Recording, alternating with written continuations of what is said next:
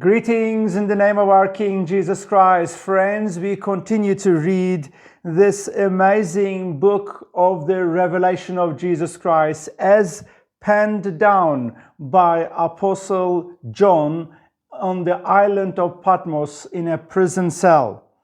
We have read yesterday we have read chapter 7, and we discussed about the 144,000 Jews who will be sealed by God, who will then go and proclaim the good news of Jesus Christ, the gospel of the kingdom of Jesus Christ. If you don't know what is the difference between the gospel of the kingdom versus the gospel of grace, please write down there in the comments and I will explain to you. I will send you some other videos that I made in the past so that you can understand. So these 144,000 Jews will proclaim not the gospel of grace, but the gospel of the kingdom. As a result of that, multitudes from many nations, many languages, many ethnic groups will become believers of King Jesus Christ, and they will be slaughtered. They will be killed, and they will show up in heaven in white garments as martyrs for their faith in Jesus. So that we read in chapter 7. Today I'm going to read from chapter 8 and chapter 9 and chapter 10. In one day we're going to read all of this because they're all one big chapter, or they're all one big passage, and I thought we must combine all of them together. And after that, tomorrow we're going to move to chapter 11, which is another subject matter. So let's read chapter 7, chapter 8, verse 1. When he opened the seventh seal, there was silence in heaven for about half an hour. And I saw the seven angels who stand before God, and seven trumpets were given to them. Another angel who had a golden censer came and stood at the altar. He was given much incense to offer with prayers of all God's people on the golden altar in front of the throne. Smoke of the incense, together with the prayers of God's people, went up before God from the angel's hand. Then the angel took the censer, filled it with fire from altar, and hurled it on the earth. And there came peals of thunder, rumblings, flashes of lightning, and an earthquake. Now this is an amazing imagery here. There is a censer filled with the prayers of God's people, and they are presented before God. But then the same censer is used to scoop up fire and then throw it on the earth. Remember, all these incidences we are reading are going to happen after the rapture, after the church is taken out of this world. But the prayers that we offer unto God, they are all presented to God. They're collected and they're presented. You know, your prayers are timeless. Whatever you pray, there is no time stamp on them. They exist before the throne of God. Even the prayers of your ancestors before your days, they are still in the presence of God, and God honors them. That's another subject. If you want to know about the power of prayer and the timeless validity of prayer, write down that in the comments and I will answer your question. Now, after this, we are going to read about the trumpets, verse 6. Then the seven angels who had seven trumpets prepared to sound them. The first angel sounded his trumpet, and there came hail and fire mixed with blood, and it was hurled down on earth. A third of the earth was burned up, a third of the trees were burned up, and all the green grass was burned up. Again, I'm going to pause here and tell you, these things happen after the rapture. God's wrath will be released on earth. God's wrath, God's punishment will be released on earth. Seal after seal, scoop after scoop, bowl after bowl, trumpet after trumpet, as we read them. And as we read them, please try to imagine how terrible it will be on earth. From verse 8, the second angel sounded his trumpet, and something like a huge mountain, all ablaze, was thrown into the sea. A third of the sea turned into blood, a third of the living creatures in the sea died, and a third of the ships were destroyed. Verse 10, a third angel sounded his trumpet, and a great star, blazing like a torch, fell from the sky on a third of the rivers and on the springs of water. The name of the star is Wormwood. A third of the waters turned bitter, and many people died from the waters that had become bitter. The fourth angel sounded his trumpet, and a third of the stars. The fourth angel sounded his trumpet, and a third of the sun was struck, a third of the moon, and a third of the stars, so that a third of them turned dark. A third of the day was without light, and also a third of the night. As I watched, I heard an eagle that was flying in midair, calling out in a loud voice, "Woe, woe, woe to the inhabitants of the earth, because of the trumpet blasts about to be sounded by the other angels." Now, verse 13 is a terrible woe. All of these things we have read so far, all of these calamities, disasters that will be released on earth are nothing in comparison to what is still coming. Chapter 9, verse 1, the fifth angel sounded his trumpet, and I saw a star that had fallen from the sky to the earth. The star was given the key to the shaft of the abyss. When he opened the abyss, smoke rose from it like the smoke from a gigantic furnace. The sun and the sky were darkened by the smoke from the abyss. And out of the smoke, locusts came down on the earth and were given power like that of scorpions of the earth. They were told not to harm the grass of the earth or any plant or tree, but only those people who did not have the seal of God on their foreheads. Now I'm going to pause here. Look at some of the amazing things here. There is an angel, there is a star that fell from heaven, and this star or this angelic being was given the key to unlock the abyss, where all the angelic beings who were condemned by God for their rebellion and they were locked down. Now this angelic being that has the key to abyss is going to unlock the abyss. And all the demonic creatures will come out together with smoke that will darken the sun and the moon, of course. And then these demonic creatures will be in the form of locusts, but they are instructed not to harm anything except the people who did not have the mark or the seal of God. Now, this is the first time we are encountering a seal on the forehead. But this is not the mark of the beast. This is not the mark of the devil or the Antichrist. This is the mark of God. So in the book of Genesis, in the book of Revelation, after the rapture, the first time we encounter a mark, a seal on people's foreheads is not the mark or the seal of the beast. It is the mark and the seal of God. In chapter 7, we read who are these people that will have the mark or the seal of God. They are the 144,000 Jews. They are sealed by God, they belong to God, and they will serve God, and they will do an amazing ministry. And as a result of their ministry, multitudes from all over the world will become believers of Jesus Christ, and they will be killed for that. And they will end up in heaven as martyrs. But now here we are told that the demonic creatures that will come from the abyss will be given the instruction to attack and torment the people who do not have the mark or the seal of God. That is something very amazing. Now, chapter 5. They were not allowed to kill them, but only to torture them for 5 months. And the agony they suffered was like that of the sting of a scorpion when it strikes.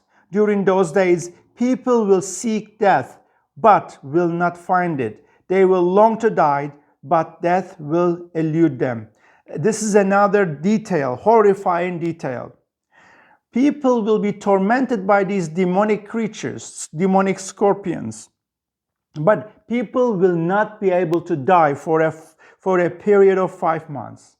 They will suffer unspeakable agony, but they will want to die, they will beg to die, but they won't be able to die. This is an amazing detail. Again, these are the people who do not have the seal of God.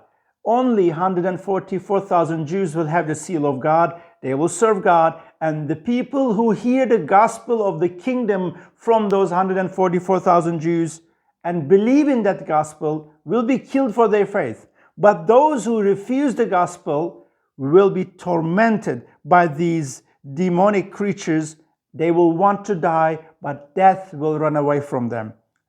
This is a terrible detail. Chapter 9, verse 7, I continue, chapter 9, verse 7, I continue to read. The locusts looked like horses prepared for battle. On their heads they wore something like crowns of gold, and their faces resembled human faces. Their hair was like woman's hair, and their teeth were like lion's teeth. They had breastplates like breastplates of iron, and the sound of their wings was like the thundering of many horses and chariots rushing into battle. They had tails with stingers like scorpions, and in their tails they had power to torment people for 5 months. They had as king over them the angel of Abyss, whose name in Hebrew is Abaddon, in Greek is Apollyon, that means destroyer. Now, here we got it clearly spoken out for us.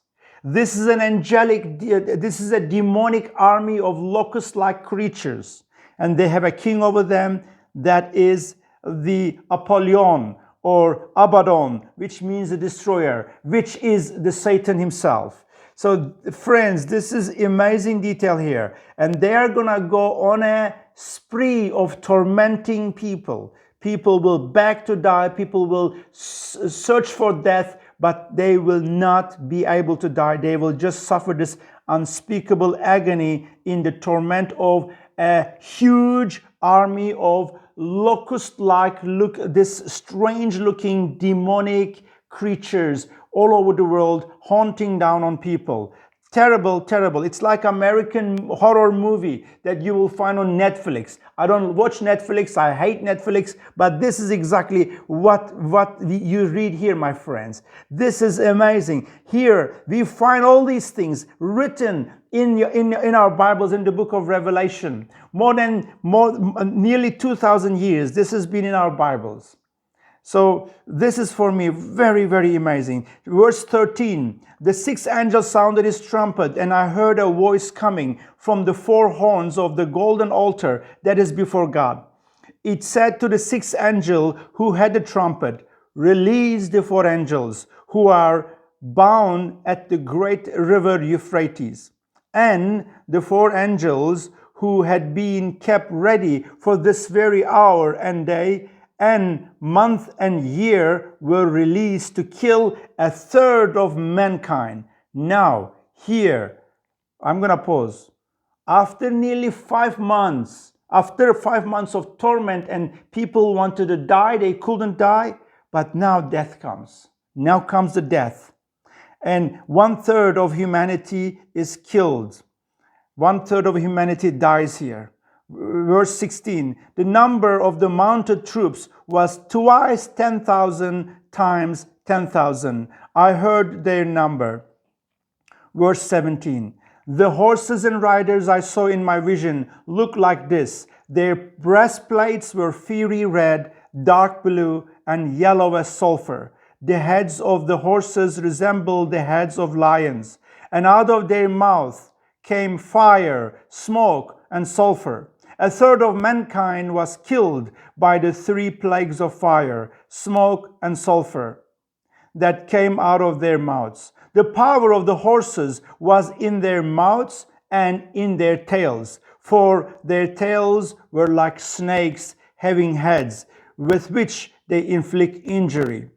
The rest of the mankind who were not killed by these plagues still did not repent of the work of their hands. They did not stop worshiping demons and idols of gold, silver, bronze, and wood, idols that cannot see or hear or walk. Nor did they repent of their murders, their magical arts, their sexual immorality, and their thefts.